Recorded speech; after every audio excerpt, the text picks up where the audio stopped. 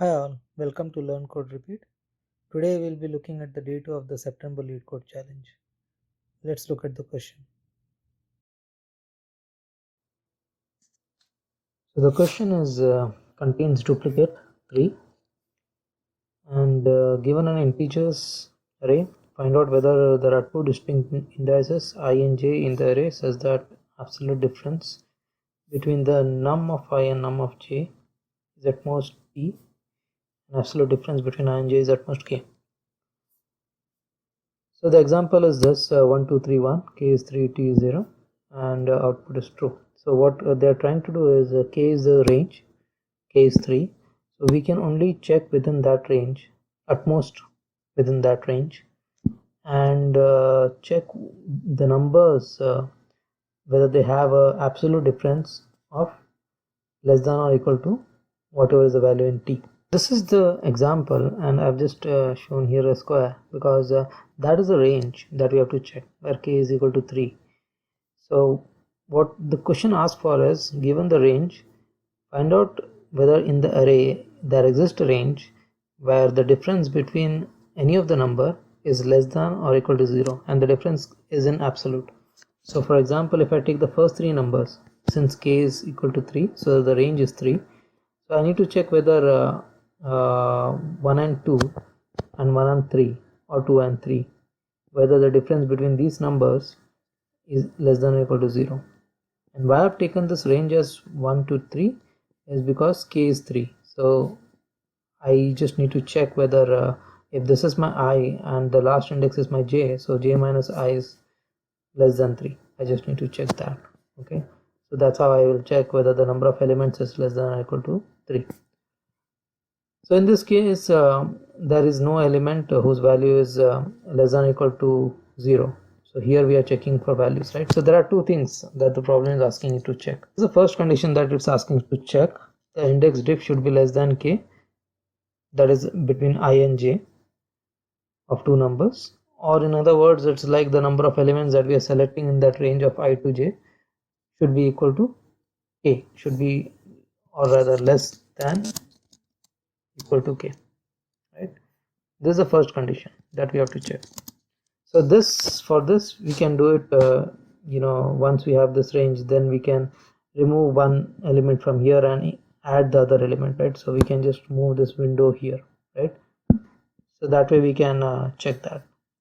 So if you see, this pattern is basically the sliding window pattern, right, that we are trying to use. So we'll use that to solve this first problem, right? What is the second case that it's asking to check is, once we have the range, within that range if there exists any number whose difference, that is the absolute difference, is less than or equal to t. So we have to find out that, right? So one way to check that is we have to compare each number with another number and find out the difference, right? If we do it in the naive way, that will be the approach. So if I go with naive approach, then for each n value I will check within, for all the n, I'll get the range k and I'll compare, right? So I'll do k comparisons in each n. So my complexity will become n into k, correct? Now this is not a optimized way, right? We can still optimize this. So if I go back to the question, one of the hints is saying that the time complexity should be O of n log k, right? And this will give an indication that sorting is involved for k elements, right? So here, right, can we optimize this in n log k, right?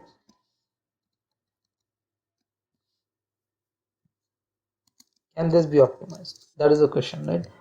So that means that whatever range I select, I need to sort this range, right? Now again, if I sort it every time, it will be n log of k, right? Or rather k log k for sorting, right? Each time. So it will be n into k log k if I do it that way. So rather than sorting every time when I get the range, right, can I have a data structure where I can add this element as and when I'm adding new elements. And similarly, if so for example, if my window is here, right, I add each element at a time in the data structure, and then my window moves, right? So I'm adding one here and I'm removing one here, right? So can I have a data structure, or what data structure gives you the flexibility to have a log of n operations? In this case it will be log of k operations for delete or for search, right, and maintain the sorted order, right? And one of the data structure is preset, right, in Java. So basically we are doing a balanced binary tree. Preset is nothing but it's a balanced binary tree which uses red black tree algorithm, right? So tree set is a balanced binary tree, right? So why do we need a balanced binary tree or a tree set, right? So let me take an example of this, right? Let's say the number is something like this, right? Now as and when I'm adding the numbers in this window, right, let's say the new number that I added in the window is 4, right? So to find out the difference which is less than or equal to 0, right, or less than or equal to t in this case, right, the best minimum difference that we can get is any number that is closer to 4, right, if it's a sorted array, right? So the number closest to 4 is 3. Let me make it this way. Okay, so here the number closest to 4 on the left hand side is 3, on the right hand side is 5, right? Which in other words is 5 is basically the maximum, or rather the 5 is basically the minimum element which is larger than 4, and 3 is the maximum element which is smaller than 4, right? So these are the two elements which will give me the min difference, min absolute difference. And what we want is we can check if the min absolute difference itself is not less than or equal to t, then there won't be any number in the array which is less than or equal to 3, and we can directly go to the next element, right?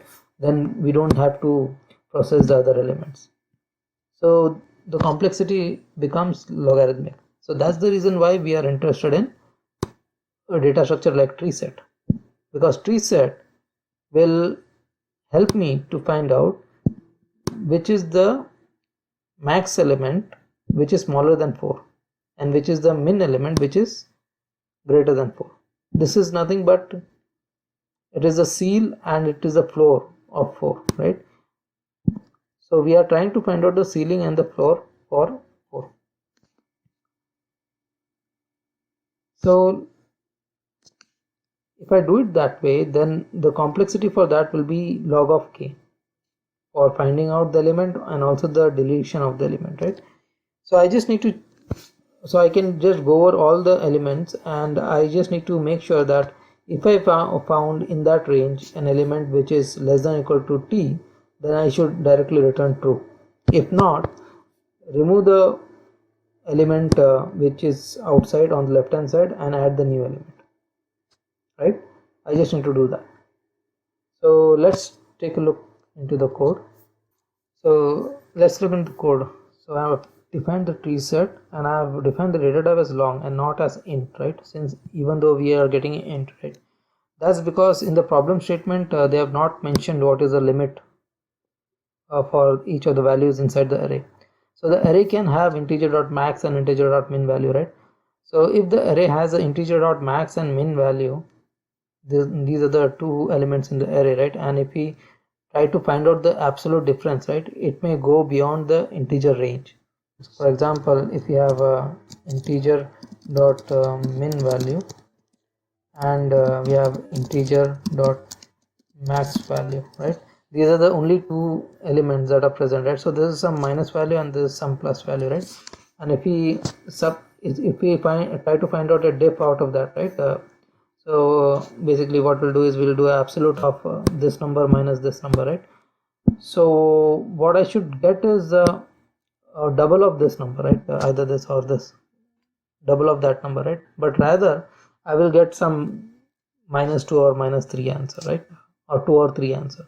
That's because it overflows the integer limit, and it will try to it will start from the end, right? End of the negative limit. So I will get a 2 or 3 answer, the absolute value. So to take care of that corner case, we are using long here, right? So in case if the num array is having integer.min or integer.max value, we can take care of that. So let's do that, and we have to go over the integer.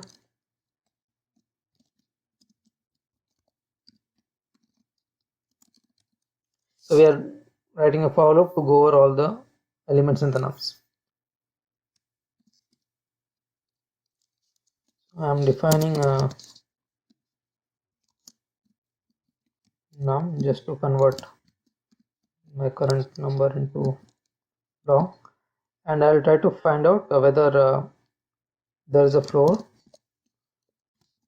element that exists. Okay, so I'm using floor. So in my example, I want to check the left hand side, right, which is the number that is greater than the minimal value. So basically it should be less than my current number, but it should be the greatest number, right? So that is a floor, and on the right hand side, the number that is greater than my current number, but it is a minimum of that rightmost number, is the seal, right? So I have to get floor and seal. So I'm taking the floor first, and I'll just check whether floor is not equal to null. This will happen if there is no element in the set or the number is not found, right? So if floor is not equal to null, uh, and I want to check whether my num minus, so num is greater, so I'm not going to do absolute because I know for sure that 4 will be less than num, right? So num minus 4 is less than or equal to p. If this is the case, then return true. I don't need to check anything, right? Similarly, I'll just copy this, and I need to check. See, I need to now make sure that whatever is my num, I need to add that in my set. So I will just do set dot add num, right? Once I add that into the set, I need to check if my size of the set, right?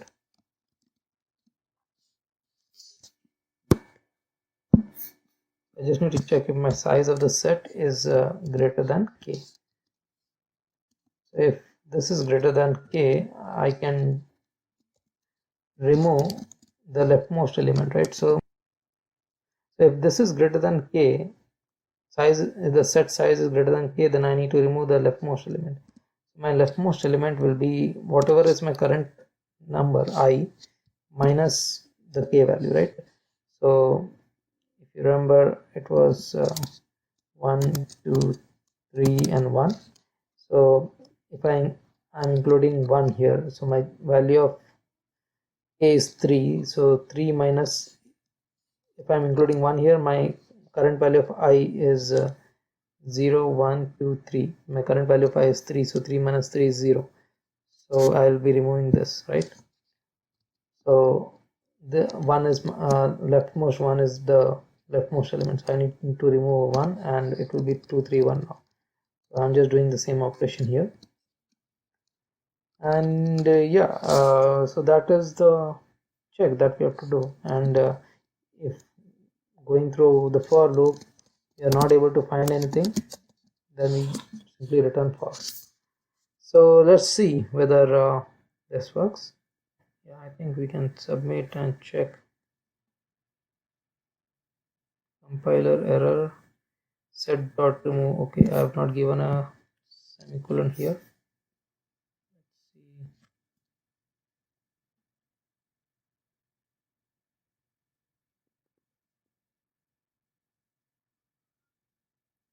Okay, I have not given semicolon, and also this needs to be long because spacer is having long, so I just may have to make sure that it's long. And now just try to submit the code and see whether it works fine. Okay, it got accepted. So yeah, that's the logic. In Python also you can do the same thing. I've already done for Python, so I'll just go over the code for Python. So in Python you don't have a floor method, so I'll just tell you the for loop. It's almost same, the logic is same. We are first getting the floor, we are checking if the floor element is not none, and the difference is less than or equal to t, then return true. Similarly for the ceiling we are doing the same thing, and then we are adding the element into the tree. Here we are using binary search tree, and if the length of binary search tree is greater than k, then we are removing. It's exactly same like in Java. The only difference is that we are creating the binary search tree here using sorted list, and we have defined the floor and ceiling method. So for flooring we need, if you remember, we need the left hand side, so we are doing a bisect right and getting the leftmost element which is closer to my current element, so I'm doing -1, and I'm checking whether that element is greater than or equal to 0, then return that element, else return none. Similarly for ceiling I'm doing a bisect right and checking that it should be less than the length of the BST. If that is the case, return that element, right? So same like Java. The complexity of both the approaches is n log k, because we are going over enumerating over n numbers, and the floor and ceiling will be log of k operation, so it's n log k time complexity. I hope you understood this problem. If you liked, please give a thumbs up and do subscribe to the channel. Thanks all.